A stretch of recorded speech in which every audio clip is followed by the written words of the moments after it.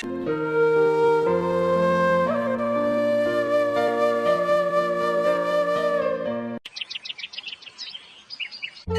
पर्वत की ऊंचाई पर जहाँ शीतल हवाएं और बर्फ की सफेद चादरें फैली होती हैं, वहाँ भगवान शिव और माता पार्वती का निवास है। पर इस बार न जाने कैलाश पर भी गर्मी के मौसम का प्रभाव दिखाई दे रहा था।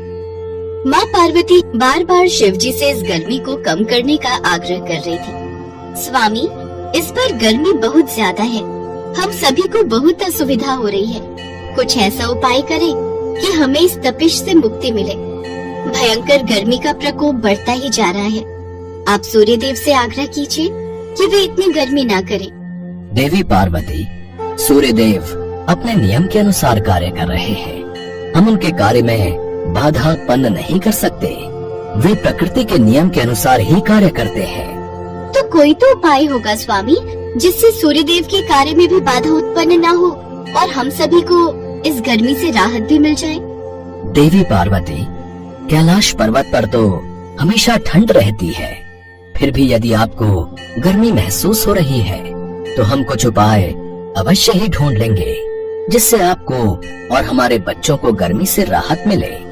स्वामी, मुझे लगता है देवर्षि नारद इस कार्य में हमारी सहायता अवश्य कर सकते हैं, क्योंकि वे पूरे ब्रह्मांड का भ्रमण करते ही रहते हैं, तो उन्हें जरूर पता होगा गर्मी से बचने का कोई उपाय।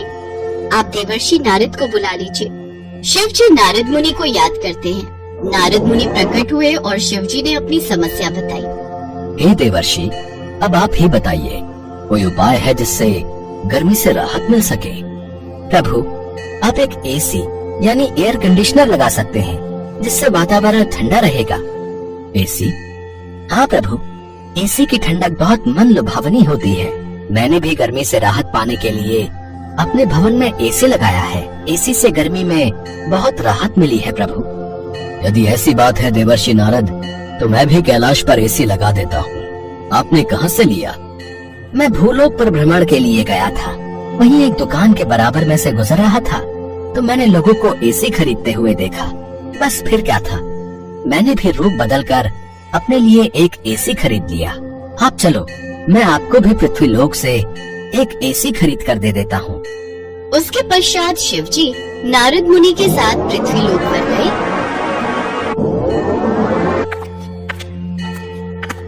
और एक दुकान से एसी खरीद कर ले आए। उन्होंने एसी को पर्वत पर एक स्थान पर स्थापित कर दिया। एसी चालू होते ही ठंडी ठंडी हवा चलने लगी और वातावरण तुरंत शीतल हो गया। पिताश्री, ये एसी तो बहुत शीतल वायु दे रहा है। मुझे तो अभी से ठंड का अनुभव हो रहा है पिताश्री। प्रभु, मुझे तो इसकी ठंडक में गहरी निद्रा आने लगी है। महादेव, आपने कैलाश पर ये एसी लगाकर सचमुच बहुत अच्छा किया। इस एसी की वजह से गर्मी का अनुभव ही नहीं हो रहा। चलो, अब तुम सबकी गर्मी की परेशानी दूर हो गई।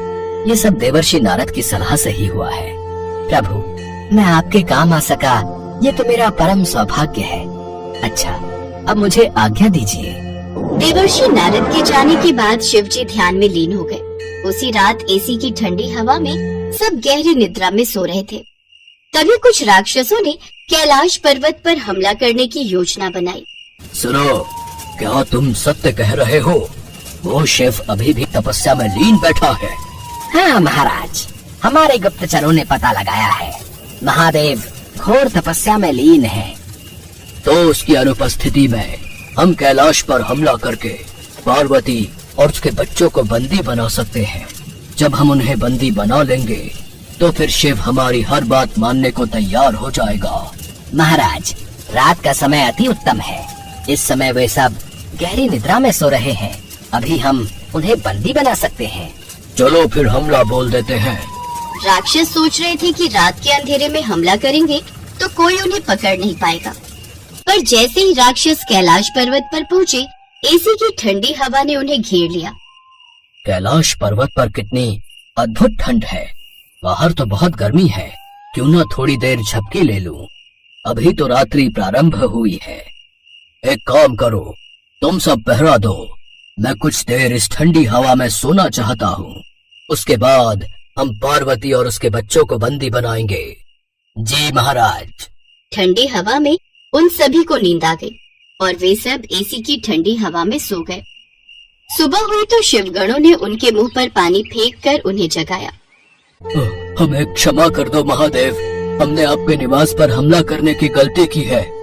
जब तुमने हमला करना था तो तुम सो क्यों गए? माता, यहाँ कैलाश पर इस यंत्र से बहुत ठंडी हवा निकल रही थी। हम लोगों को ठंडी ठंडी हवा में नींद आ गई। बस फिर पता ही नहीं चला कि कब सुबह हो गई। ठीक है, जाओ और कभी भी आपके मार्ग पर मत चलना। प्रभु, आपका बहुत बहुत धन्यवाद, आपने हमें माफ कर दिया। प्रभु, एसी की ठंडी हवा बहुत अच्छी लगी थी हमें। क्या आप हमें एक एसी दे सकते हैं? हम वादा करते हैं, हम एसी की ठंडी हवा में बैठेंगे और कोई उत्पात नहीं मचाएंगे। ठीक है, हम तुम्हें एसी मंगवा देंगे।